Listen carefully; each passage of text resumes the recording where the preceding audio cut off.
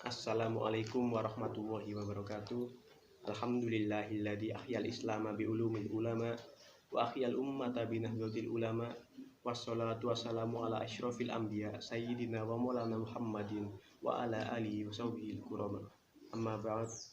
Pertama-tama marilah kita panjatkan rasa syukur kita kepada Allah Subhanahu wa taala yang telah melimpahkan rahmat, nikmat, taufik serta hidayahnya sehingga kita dapat melaksanakan pembuatan video sebagai tugas akhir mata kuliah sejarah peradaban Islam dalam keadaan sehat walafiat.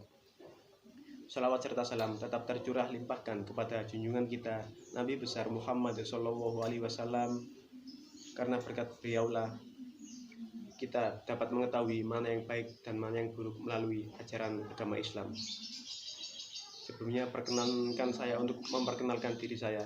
Nama saya Bayu Dwi Prasetyo dari program studi Pendidikan Agama Islam semester 2A. Di sini saya akan membawakan sebuah pembahasan tentang masa kekhalifahan Khulafaur Rasyidin. Baiklah, langsung saja kita masuk ke dalam pembahasan.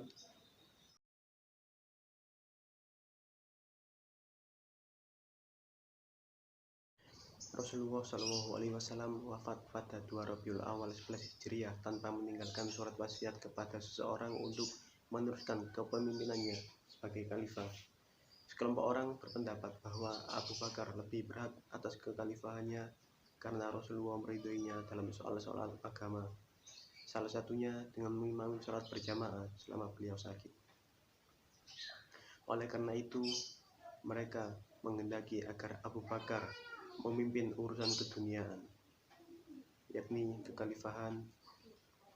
Kelompok yang lain berpendapat bahwa orang yang paling berhak atas kekhalifahan adalah Ahlul Bait Rasulullah SAW, yaitu Abdullah bin Abbas atau Ali bin Abi Thalib.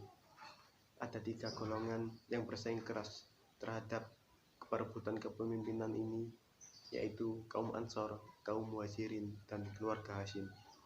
Pertemuan di balai pertemuan Bani Sa'idah di Madinah, kaum Ansar mencalonkan Sa'ad bin Ubadah, seorang pemuka Khazraj, sebagai pemimpin umat. Sedangkan Muhajirin mendesak Abu Bakar sebagai calon mereka karena dipandang paling layak untuk menggantikan Nabi. Di pihak lain, terdapat sekelompok orang yang menghendaki Ali bin Abi Thalib karena Nabi telah merujuk secara terang-terangan sebagai penggantinya. Di samping itu, Ali merupakan menantu dan kerabat Nabi. Masing-masing golongan merasa paling berhak menjadi penerus Nabi, namun berkat tindakan tegas dari 3 orang, yaitu Abu Bakar, Umar bin Khattab, dan Abu Ubaidah bin Jarrah, yang dengan melakukan semacam kudeta terhadap kelompok, memaksa Abu Bakar sendiri sebagai deputi Nabi. Besar kemungkinan tanpa intervensi mereka, persatuan umat yang menjadi modal utama bagi hari depan komunitas muslim yang masih muda itu berada dalam tanda tanya besar. Dengan semangat ukhuwah Islamiyah, terpilihlah Abu Bakar. Ia adalah orang Quraisy yang merupakan pilihan ideal karena sejak pertama menjadi pendamping Nabi, ia sahabat yang paling memahami risalah Muhammad. Bahkan ia merupakan kelompok As-Sabiqul Awwalun yang memperoleh gelar Abu Bakar As-Siddiq. Khalifah Abu Bakar As-Siddiq 13 Hijriah atau 632 sampai 634 Masehi. Abu Bakar nama lengkapnya ialah Abdullah bin Abu Quhafa At-Tamimi. Ia memangku jabatan khalifah selama 2 tahun lebih sedikit, yang dihabiskannya terutama untuk mengatasi berbagai masalah umat dalam negeri yang muncul akibat wafatnya Nabi. Terpilihnya Abu Bakar telah membangun kembali kesadaran dan tekad umat untuk bersatu melanjutkan tugas-tugas mulia Nabi. Ia menyadari bahwa kekuatan kepemimpinannya bertumbuh pada komunitas yang bersatu ini. Yang pertama kali menjadi perhatian khalifah adalah merealisasikan keinginan Nabi yang hampir tidak terlaksana, yaitu mengirimkan ekspedisi ke perbatasan Suriah di bawah kepemimpinan Usama. Hal tersebut dilakukan untuk membalas kematian ayahnya Zaid dan kerugian yang diderita oleh umat Islam dalam perang Mu'tah. Hal menarik dari Abu Bakar bahwa pidato inaugurasinya yang diucapkan sehari setelah pengangkatannya menegaskan totalitas kepribadian dan komitmen Abu Bakar terhadap nilai-nilai Islam dan strategi meraih keberhasilan tertinggi bagi umat sepeninggalan Rasulullah. Kebijakan Abu Bakar selama memimpin yaitu pengiriman pasukan di bawah pimpinan Usamah ke Romawi, memberantas pembangkang zakat, kemudian perang Ridha, dan pengumpulan Al-Quran, perluasan wilayah ke Irak, Syria, Irak, memerangi nabi palsu, kekuasaannya bersifat sentralistik, legislatif, eksekutif, dan yudikatif. Juga hukum dipegang langsung oleh khalifah. Beliau wafat pada hari Senin 23 Agustus 624 Masehi setelah kurang lebih 15 hari berbaring di tempat tidur. Ia berusia 63 tahun, kekhalifahannya berlangsung 2 tahun 5 bulan 11 hari karena sakit, dan mewasiatkannya agar Umar menggantikan kepemimpinannya. Khalifah Umar bin Khattab 13-23 Hijriah 634-644 Masehi. Umar bin Khattab, nama lengkapnya adalah Umar bin Khattab bin Nufail, keturunan Abdul Uzza al-Quraisy dari suku Adi, salah satu suku yang terpandang mulia. Umar dilahirkan di Mekah 4 tahun setelah kelahiran Nabi SAW. Umar masuk Islam pada tahun kelima setelah kenabian dan menjadi salah satu sahabat terdekat Nabi SAW. Kemudian oleh Rasulullah dijadikan sebagai rujukan oleh Nabi mengenai hal-hal yang penting. Ia dapat memecahkan masalah yang rumit tentang siapa yang berhak menggantikan Rasulullah dalam memimpin umat setelah wafatnya Rasulullah SAW. Dengan memilih dan membaiat Abu Bakar sebagai khalifah Rasulullah, sehingga ia mendapat penghormatan yang tinggi dan dimintai nasihatnya serta menjadi tangan kanan khalifah yang baru itu.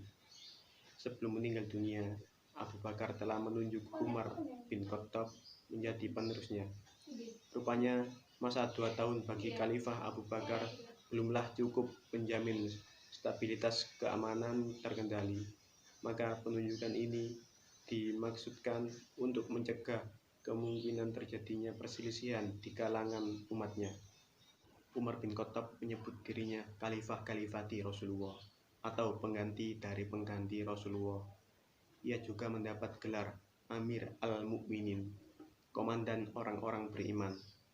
Sehubungan dengan penaklukan-penaklukan yang berlangsung pada masa pemerintahnya, Khalifah Umar juga meletakkan prinsip-prinsip demokratis dalam pemerintahannya dengan membangun jaringan sipil yang baik.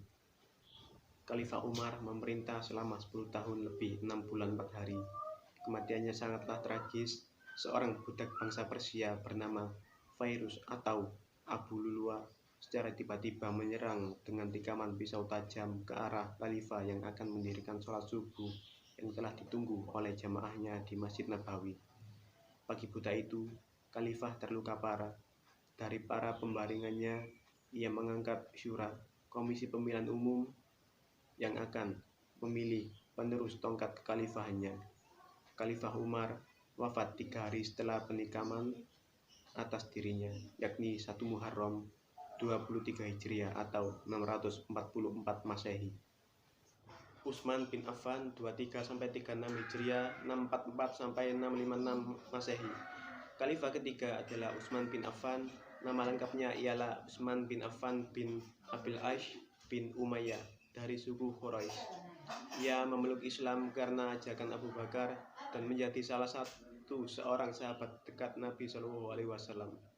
Meski memiliki kekayaan melimpah, tapi Utsman berlaku sederhana dan sebagian besar kekayaannya digunakan untuk kepentingan Islam.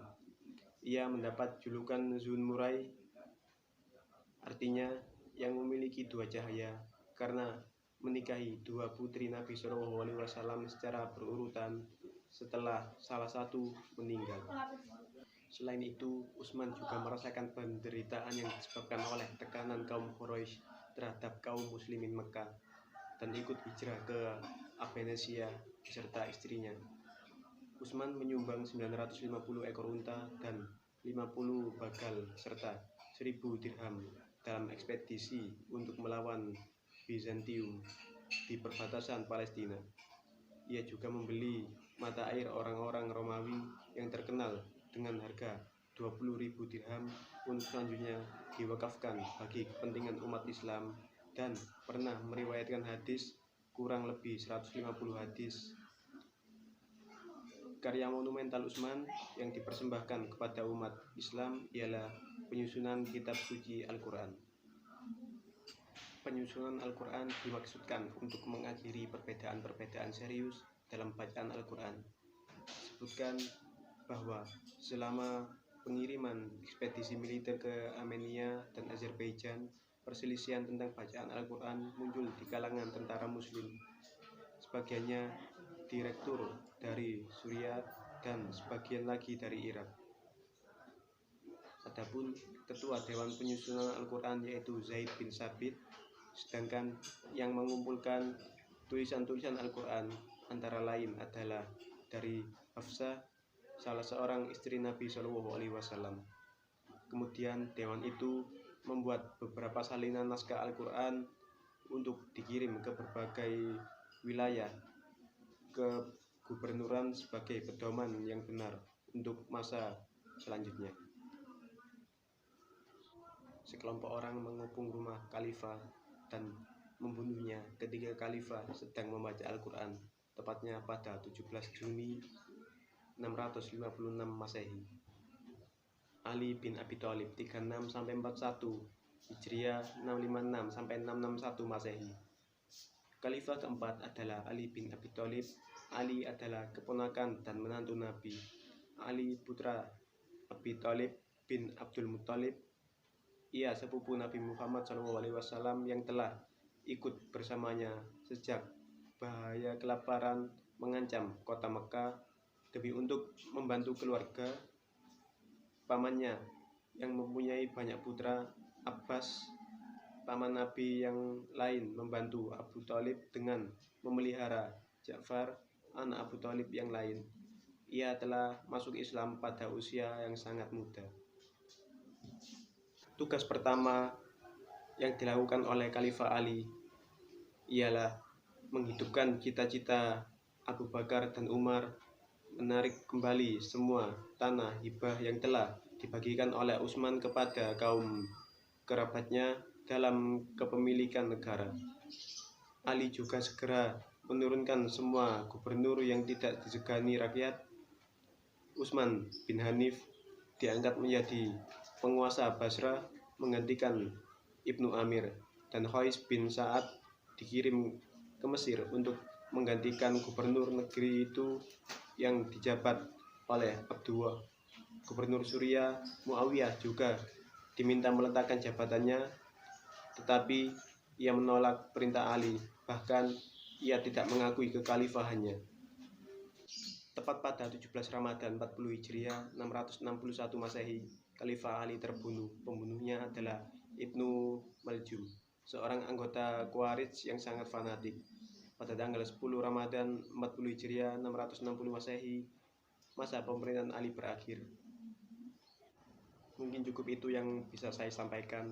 Jika terdapat kekurangan ataupun kesalahan dalam hal penyampaian, saya mohon maaf yang sebesar-besarnya. Karena pada dasarnya saya hanyalah manusia biasa yang tidak luput dari kesalahan. Dan bila mana terdapat kelebihan, semua itu semata karena Allah Subhanahu wa Ta'ala. Saya akhiri, wallahul muwaffiq ila aqwamit thoriq. Wassalamualaikum warahmatullahi wabarakatuh.